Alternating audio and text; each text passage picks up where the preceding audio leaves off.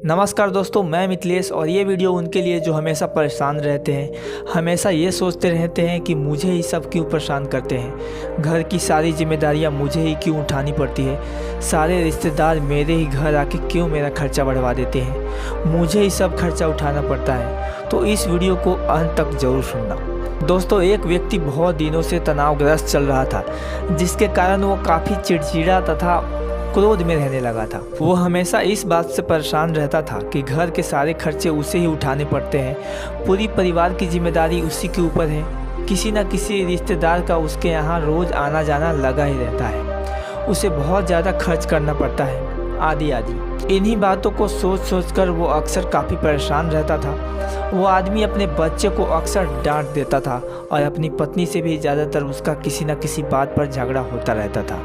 इसी तरह समय गुजरता गया। एक दिन उसका बेटा उसके पास आया और बोला, पिताजी मेरा स्कूल का होमवर्क करा दीजिए प्लीज़। तो वो आदमी पहले से ही तनाव में था, इसलिए उसने बेटे को ज़ोर से डांट कर भगा दिया। लेकिन जब थोड़ी देर बाद उसका गुस्सा शांत हुआ तो वो अपने बेटे के पास गया। उसने देखा कि बेटा गहरी नींद में सोया हुआ है और उसके हाथ में उसके होमवर्क की कॉपी है। उसने धीरे से जब कॉपी लेकर जैसे ही नीचे रखनी चाहिए, उसकी नज़र होमवर्क के टाइटल पर पड़ी। होमवर्क का टाइटल था, वे चीज़ें जो हमें शुरू में अच्छी नहीं लगती लेकिन बाद में अच्छी ही होती है। इस टाइटल पर बच्चे को एक पैराग्राफ लिखना था, जो उसने लिख लिया था। उत्सुकतावश उसने बच्चे का लिखा पढ़ना शुरू किया। बच्चे ने लिखा था, मैं अपने फाइनल एग्ज़ाम को बहुत बहुत धन्यवाद देता हूँ, क्योंकि शुरू में तो ये बिल्कुल अच्छे नहीं लगते, लेकिन इनके बाद स्कूल की छुट्टियाँ हो जाती हैं। मैं ख़राब स्वाद वाली कड़वी दवाइयों को बहुत बहुत धन्यवाद देता हूँ, क्योंकि शुरू में तो ये कड़वी लगती है, लेकिन मुझे ये बीमारी से ठीक करती है। मैं सुबह सुबह जगाने वाली उस अलार्म घड़ी को बहुत बहुत धन्यवाद देता हूँ, जो मुझे हर सुबह बताती है कि मैं जीवित हूँ। उस बच्चे ने आगे लिखा था कि मैं ईश्वर को भी बहुत बहुत धन्यवाद देता हूँ, जिसने मुझे इतने अच्छे पिता दिए, क्योंकि उनकी डांट मुझे शुरू में तो बहुत बुरी लगती है, लेकिन वो मेरे लिए खिलौने लाते हैं, मुझे घुमाने ले जाते हैं और मुझे अच्छी अच्छी चीज़ें खिलाते हैं। और मुझे इसी बात का खुशी है कि मेरे पास पिता है, क्योंकि मेरे दोस्त राजू के पास पिता ही नहीं है। बच्चे का होमवर्क पढ़ने के बाद वो व्यक्ति जैसे ही अचानक नींद से जाग गया हो, उसकी सोच बदल सी गई। बच्चे की लिखी बातें उसके दिमाग पर बार बार घूम रही थी। खासकर वो अंतिम वाली लाइन उसका नींद उड़ा दिया था। फिर वो व्यक्ति थोड़ा शांत होकर बैठा और उसने अपनी परेशानियों के बारे में सोचना शुरू किया।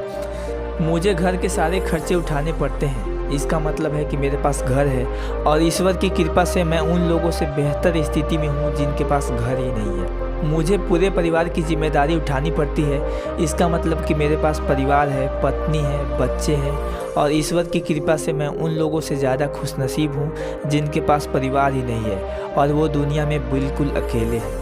मेरे यहाँ कोई ना कोई मित्र या रिश्तेदार आता जाता रहता है, इसका मतलब है कि मेरी एक सामाजिक हैसियत है और मेरे पास मेरे सुख दुख में साथ देने वाले लोग हैं। मैं बहुत ज़्यादा खर्च करता हूँ, इसका मतलब है कि मेरे पास अच्छी नौकरी है और मैं उन लोगों से बेहतर हूँ जो बेरोज़गार है या पैसों की वजह से बहुत सी चीज़ों और सुविधाओं से वंचित है। हे मेरे भगवान, तेरा बहुत बहुत शुक्रिया, मुझे माफ़ करना, मैं तेरी कृपा को नहीं पहचान पाया। इसके बाद उसकी सोच एकदम से बदल गई। उसकी सारी परेशानी, सारी चिंता एकदम से जैसे ख़त्म हो गई और एकदम से बदल गया। वो भागकर अपने बेटे के पास गया और सोते हुए बेटे को गोद में उठाकर उसके माथे को चूमने लगा और अपने बेटे को तथा ईश्वर को धन्यवाद देने लगा। दोस्तों, हमारे सामने जो भी परेशानियां हैं, हम जब तक उनको नकारात्मक नज़रिए से देखते रहेंगे, जब तक हम गंभीर परेशानियों से घिरे रहेंगे। लेकिन जैसे ही हम उन्हीं चीज़ों को, उन्हीं परिस्थितियों को सकारात्मक नज़रिए से देखेंगे तो हमारी सोच एकदम बदल जाएगी।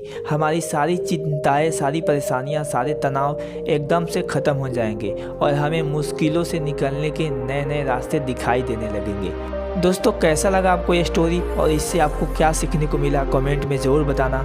हम फिर मिलेंगे नेक्स्ट वीडियो में, तब तक के लिए टेक केयर, बाय।